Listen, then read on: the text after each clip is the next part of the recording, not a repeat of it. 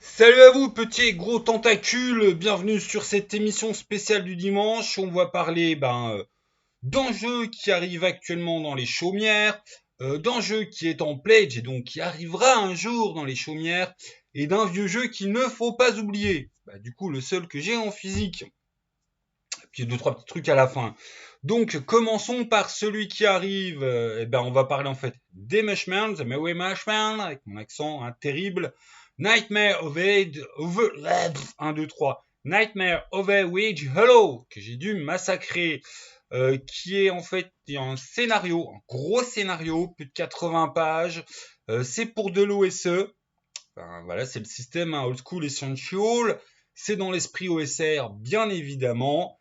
Et c'est une tuerie. J'ai les PDF depuis quelques temps. Et c'est vraiment, voilà, c'est du bon gros scénar à l'ancienne. Sachant que des fois, voilà, va falloir réfléchir. Faut être intelligent. On n'est pas là pour, voilà, toutes les rencontres ne sont pas mesurées. Alors, on meurt facilement, mais on meurt pas bêtement. Il y a un ou deux endroits, forcément, il y a le côté oh merde, il y avait un monstre. Mais voilà, c'est pas j'ai tiré le mauvais levier, je suis mort, zut. Je pense au vieux livre dont vous êtes le héros. Et puis voilà, alors de quoi il va être question? Alors il va être question effectivement d'éviter de gros problèmes au monde, voilà, tout simplement. C'est une région à explorer, il y a 15 lieux sur trois gros hexagones. Il y a une histoire de villageois qui sont bien foutus dans la merde et qu'il va bien falloir sauver. On a de la grosse exploration de gros donges, plus de putain, je sais même plus le nombre de salles. Enfin, il y a plus de 50 salles, une crypte, un machin. Enfin voilà, c'est gros. Comme je vous l'ai dit, beaucoup de dieux, beaucoup de PNJ. Enfin, c'est une totale et franche réussite. Et puis voilà, je me suis demandé pourquoi ils l'ont pas motorisé en 5E aussi, parce que des fois ils font les en double.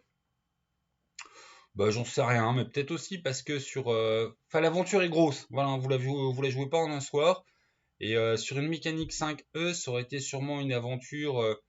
Ouais, enfin, les montées de niveau sont un peu plus rapides, plus. Enfin voilà, je sais pas. Je pense que c'est parce qu'en fait, ça aurait fait une aventure non pas pour le level 1 et 2 que tu finis niveau 3, mais voilà, une aventure, hop, tu montes niveau 8-9. Enfin voilà, c'est du gros gros bac à sable. C'est pas du petit bac à sable. Donc tous ceux qui voilà, l'ont déjà souscrit vont avoir la joie de le recevoir. Soit ils l'ont reçu il y a quelques jours, soit ils vont le recevoir dans la semaine prochaine. Et puis ils vont baver de joie. Et puis les autres, il y a la boutique Mushman. Euh, les petits trucs qui peuvent faire que bon vous c'est pas votre cam. Si vous lisez pas l'anglais, voilà, forcément déjà c'est mort. Sinon ils ont choisi, c'est pas exactement une bichromie, mais il y a beaucoup de voilà, il y a beaucoup de orange.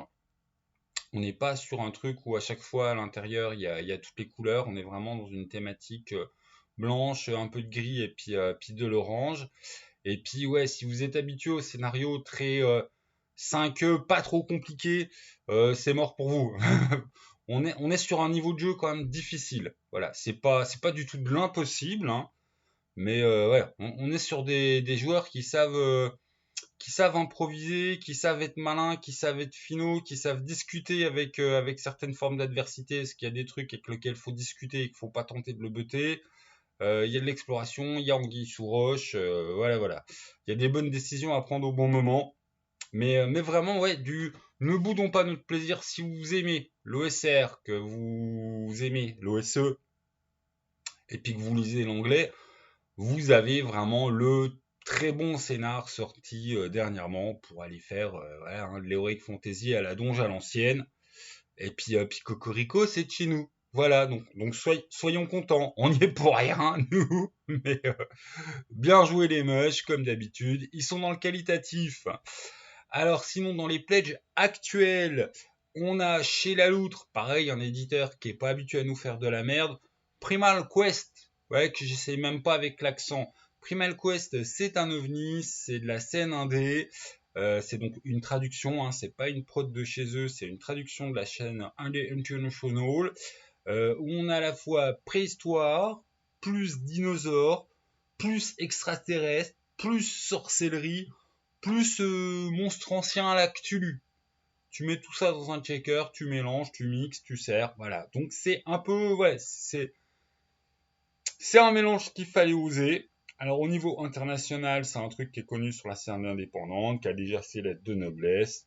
Et puis bah la loutre propose en fait de nous le traduire pour chez nous là maintenant. C'est sous la forme de deux petits livrets. Donc il y en a un qui a un peu plus de 30 pages et puis l'autre un peu plus de 20 pages. Ça a 28,40 sur Lulule. Donc oui, c'est pas pour ceux qui achètent au kilo, hein, c'est sous couverture souple.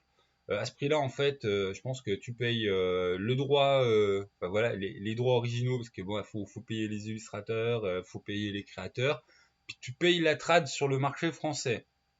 Donc ouais, t'achètes pas au kilo, voilà, t'achètes deux petits fascicules. C'est le truc qui va peut-être refroidir un peu les collectionneurs qui aiment bien avoir des trucs à dos tranches épaisses pour pouvoir faire joli dans la ludothèque. Là, voilà, on est pour les collectionneurs qui aiment les propositions perchées ou bah, pour les joueurs qui aiment justement jouer avec leur jeu et que c'est pas de la déco dans l'étagère, tout simplement. Ce qui est utile aussi et bien pratique pour moi, c'est qu'une fois qu'on a présenté le concept du jeu, il reste à présenter ah bah alors c'est quoi la mécanique? Et en fait, la mécanique du jeu est entièrement accessible en déjà traduite. Mais il y a tout, hein.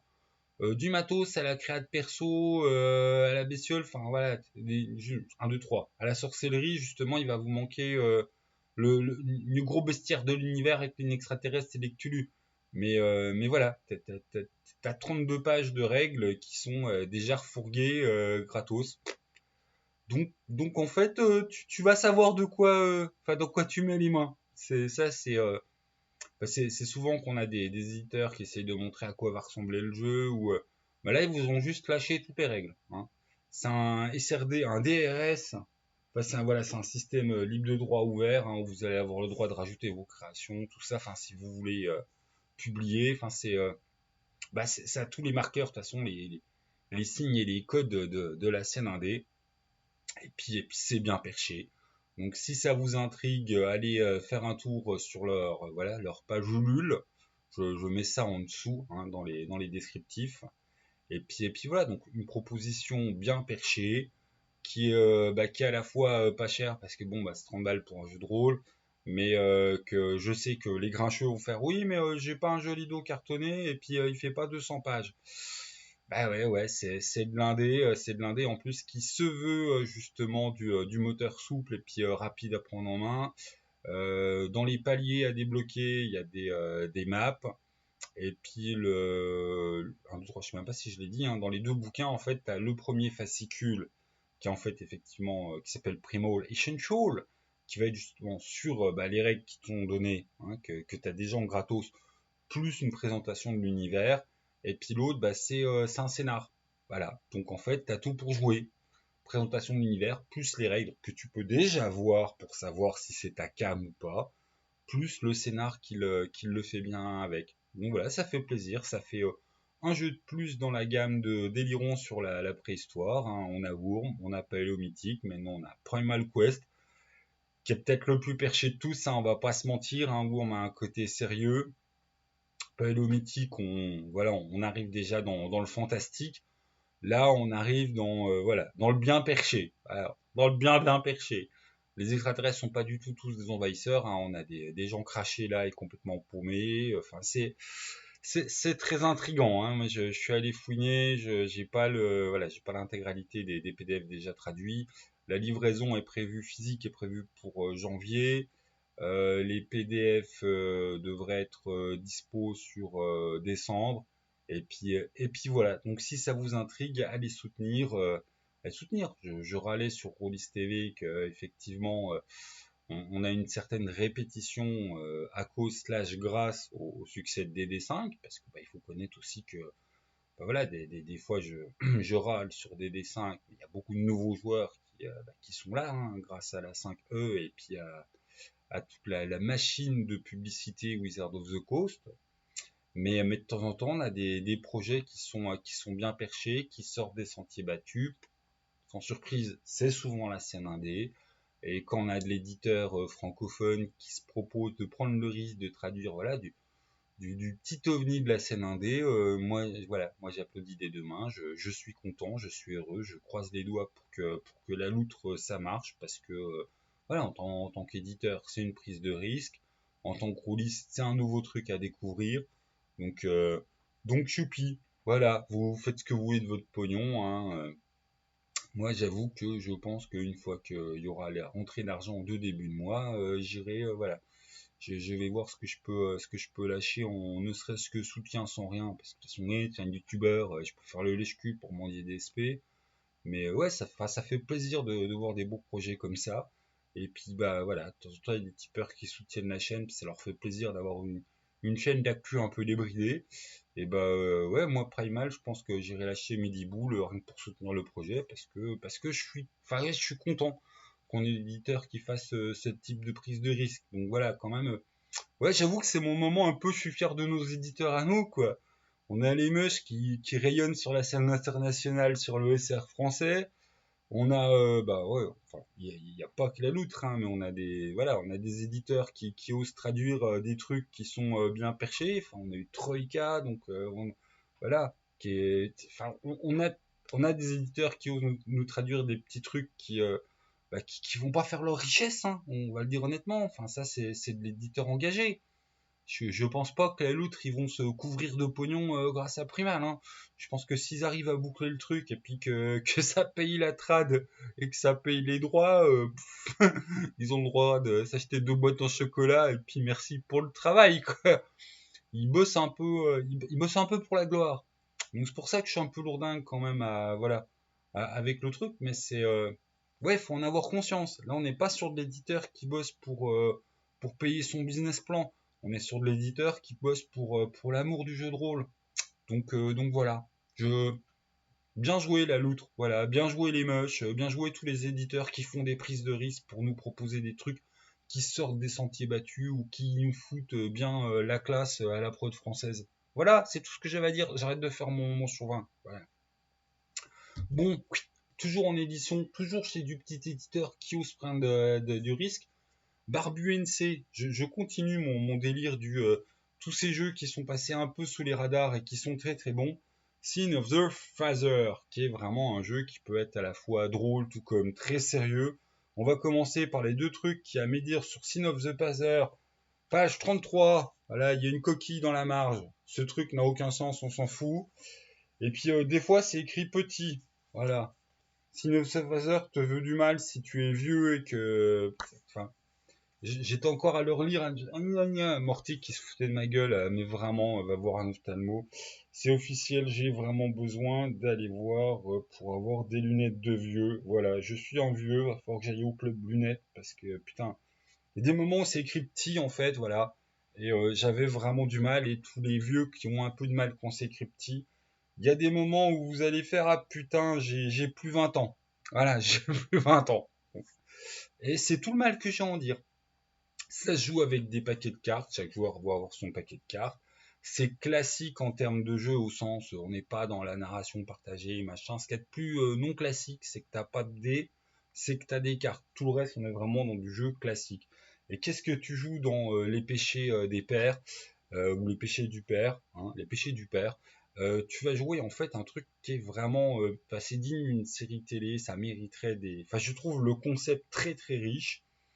Vous venez d'une famille qui a de la chance, a priori, pour les normes sociales normales, sauf qu'en fait, c'est pas tombé tout cuit. Vous êtes d'une lignée qui avait pactisé avec un sombre seigneur. Alors, sombre seigneur, en fait, ça peut aller aussi bien de la succube, du savant fou très puissant à la Destinova, au vampire antédiluvien, dans les exemples, hein, on a Gaïa corrompu, ou à Je sers Cthulhu. Voilà. Ou dans le scénar qui est rajouté à la version française, on a un sombre seigneur qui est du type le diable capitaliste. C'est assez marrant.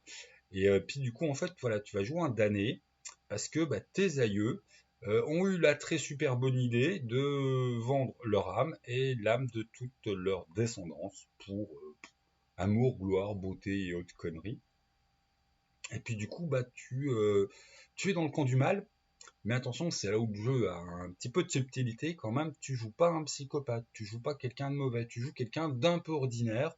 Bon, vous avez quelques capacités extraordinaires, hein, parce que voilà, c'est plus marrant, et puis parce que bah ouais, vous êtes quand même, voilà, vous servez un sombre seigneur. Puis bah vous avez des missions à la con, parce que vous n'avez pas le choix. Et puis il va falloir aller faire le mal. Et après, libre aux joueurs de décider comment ils se positionnent sur le curseur de la damnation. En sachant que les sombres seigneurs, il y en a qui te sont donnés en exemple, mais ça crée, il y a une partie qui va être un peu passée avec du tirage. Et vous tirez plusieurs cartes, les joueurs disent bon on va plutôt prendre celle-là, le MJ va tirer des cartes et choisir un peu ce qu'il arrange.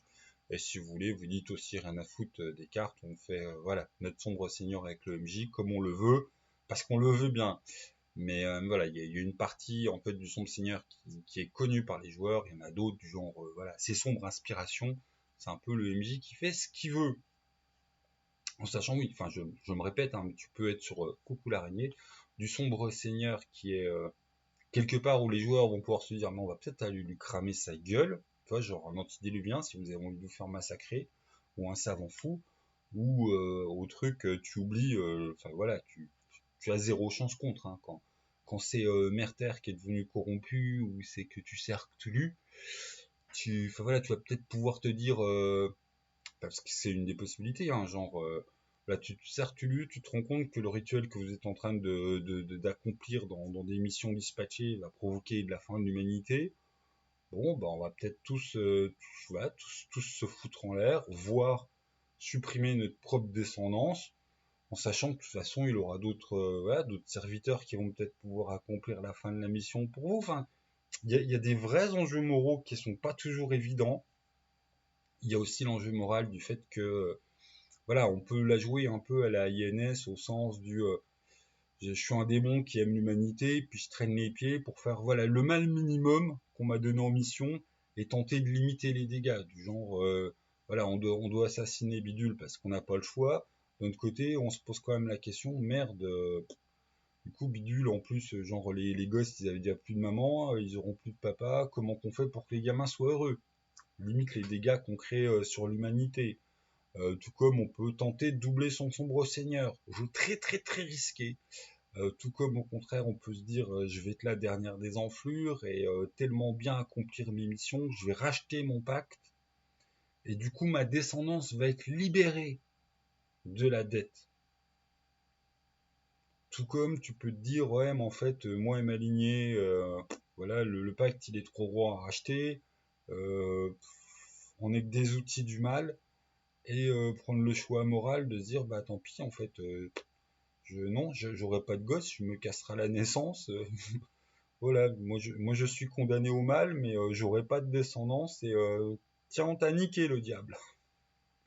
Voilà, tout ça, ça va être à traiter autour de la table et avec un sujet de fond qui peut toucher, de toute façon, qui touche forcément tout le monde. C'est le titre, voilà, les péchés du père. On est bien évidemment sur la thématique de fond, c'est voilà, les sombres secrets familiaux, les sombres legs familiaux, hein, parce que bon là on est sur le truc fantastique à proprement parler sur un sombre secret. Mais voilà, hein, quand t'es avec le scénar français qui joue sur le capitaliste, quand t'es élevé dans une famille qui t'explique que voilà, l'homme est un loup pour l'homme et que faut niquer son prochain et que c'est ça qui est bien, mes gosses, voilà, la vie c'est dur, faut marcher sur la tronche de son prochain, non, t'es pas dans un truc très très cool, t'es dans un truc très capitaliste, mais pas dans un truc très positif du rapport à ton prochain. Enfin voilà, on est sur cette question pas évidente et qui forcément touchera tout le monde. Je connais personne qui peut arriver à dépasser les 15 ans sans se dire, voilà, dans ce que j'ai hérité de mes parents, il y avait des trucs cool, puis il y avait des trucs pas cool. Et on est, voilà, c'est vraiment ça la question de fond, en sachant que tu es qu'un maillon de la chaîne. Tu as hérité des trucs pas cool, tu as conscience que tu vas transmettre des trucs pas cool, comment tu peux, à ton échelle, briser le cycle du mal, briser le cycle des sombres secrets, comment tu peux épargner à tes enfants l'horreur qui t'a été léguée. Et c'est un thème qui est ô combien humain et que, enfin, personne sur cette planète en tant qu'être humain peut échapper à ça. Enfin, je ne vois pas comment tu peux échapper à ça. Il n'y a pas de manière idéale d'élever ses gosses, donc forcément, et puis voilà, tu essaieras de faire des trucs bien en allant à droite, et du coup, tu auras raté des trucs par rapport à la gauche, et en tant que parent, forcément, tu as des ratages. En tant qu'enfant, forcément, même si t'es les parents les plus aimants qui ont essayé de faire le mieux possible, il y a eu des ratages. Et c'est quand même ça la grosse question de fond, même si bah, le curseur, forcément, il est mis directement les pieds dans le plat avec les sons de secrets familiaux. Genre, ouais, nous, à 6 ans, papa, il nous a appris à bien faire des sacrifices rituels. Ouais, génial. Donc voilà, Sin of the Father, c'est à la fois un jeu qui peut être d'air drôle, c'est bien de le noter, hein, c'est un jeu qui peut avoir de l'humour au sens où le thème de fond est tellement lourd, la proposition de jeu est tellement lourde qu'en fait, il y a vraiment toute une manière d'y jouer à la INS, au sens on y joue avec humour et décalage, avec cette optique où on joue, bah, là pas des démons, mais des damnés, qui sont pas du tout des méchants, mais qui sont obligés de bosser pour les méchants et qui essayent de, voilà, de nous voyer dans les magouilles pour limiter un maximum l'impact et puis les demandes de leur mission qu'ils n'ont pas trop le choix, avec l'humanité, ou au contraire, les bombes, on va se cramer. Et bien évidemment, l'intérêt, c'est que dans le groupe, tout le monde n'est pas obligé de se positionner pareil. Puis après, tu joues effectivement des missions démoniaques, sachant que tu peux avoir tout le panel que tu imagines de missions démoniaques, plus les interlatages entre seigneurs, parce que tous les seigneurs sont pas du tout des copains. Voilà, plus aller punir ceux qui sont censés bosser pour le même seigneur que toi, qui ont essayé justement d'échapper ou qui ont raté une mission. Donc tu as vraiment une gamme en fait de possibilités de jeu qui est voilà qui est très vaste. Plus vivre votre quotidien. Voilà, ce week-end vous êtes allé faire des trucs bien gore, t'en as encore essayé de préserver ton équilibre mental et puis de sauver le peu qui te reste de ton humanité. Et puis en fait, t'apprends que Charlène, ta petite dernière, se fait harceler à l'école et que les parents de Jean-Michel qui l'embêtent, ils veulent rien savoir. T'es pas un massacre prêt? Est-ce que tu craques? Mais est-ce que du coup, est-ce que tu t'accomplis pas une mission bonus pour ton seigneur? Comment tu vas gérer la tranche de vie normale quand t'es pris dans un tel engrenage? Enfin, il y a vraiment un thème de fond qui est très intéressant, servi par une mécanique ludique très simple, très fluide, qui passe très bien. Donc, Sin of the Father, qui alimente en plus intérêt d'être seulement à 15 boules, hein. C'est voilà, c'est un paquet de clopes, quoi. Donc il est abordable pour les étudiants, il est abordable pour les vieux rôlistes, il est encore disponible sur le marché et c'est un jeu qui voilà qui porte ses couronnes, c'est du très bon secteur indé qui est voilà traduit par Barbu UNC qui nous a fait vraiment une belle surprise pour nous le rendre disponible en français avec en plus le petit côté là la VF un scénar qui voilà qui t'aide à qu'est-ce qu'on peut jouer. On est sur du règlement de compte interne à un seigneur. C'est assez marrant. Et puis voilà.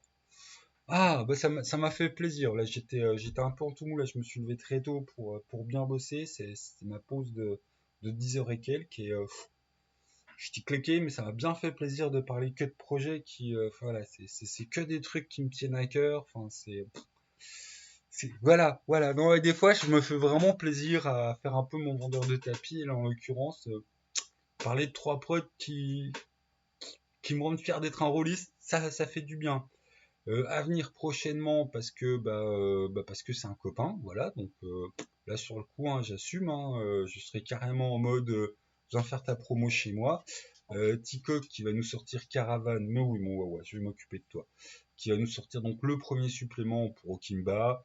C'est tout bouclé, c'est bientôt en pledge. Quand il lancera son pledge, il viendra nous faire son beau gosse vendeur de tapis sur la chaîne. Et puis voilà, Caravane, j'avais lu ça il y a longtemps quand il était voilà, quand on était enfin, il était déjà écrit, mais voilà, on est sur les premières phases de travail. Je sais pas trop ce qu'il est devenu, il faut que j'embête qu'il m'envoie le PDF, comme ça j'aurai du répondant pendant son interview. Mais voilà, il y a eu du gros boulot. Je sais que par rapport au projet initial qu'il avait déjà fait, il y a eu des intervenants, il y a des copains qui ont bossé, le truc il a grossi. C'est de la mini-campagne au sens, ils ont tenu en fait à rendre une campagne jouable. Au sens, c'est des grands spécialistes, mes potes, on commence un truc et on n'arrive pas à le finir. Et là, en fait, c'est une campagne qui est bouclable entre 24 si vous faites la version light, à 48 heures de jeu si vous faites la version lourde en utilisant tout ce que le bac à sable et puis le fil rouge vous propose. Donc le but du jeu, c'est de faire un gros, c'est pas parce que quand on parle de 24-48 heures, hein, c'est voilà, c'est en temps de jeu. Donc c'est en plusieurs fois, faut s'y mettre. Et puis voilà, donc il viendra nous en parler tout simplement parce que bah, voilà, on va attendre qu'il lance son plaid et il viendra faire sa pub à la maison parce que moi, j'aime bien Okimba, puis j'aime bien Tikok et j'aime bien les gens qui ont bossé sur le projet, donc voilà, je suis content.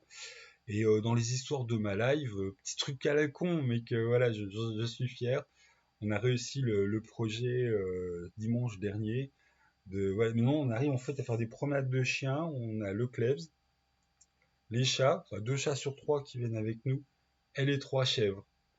Donc bon, on va pas se balader au village, hein, on va se balader dans les champs. Quand on aura voilà, l'année prochaine, on aura les nouveaux canards, parce qu'on a des barbaries, et puis on essaie de choper des Indiens. Mais voilà, le canard, si t'arrives à ce qu'il pose son empreinte sur toi, que t'es là à sa naissance, machin, c'est super fidèle et choubidou les canards. Faut savoir que les canards, c'est pas du tout peureux, hein.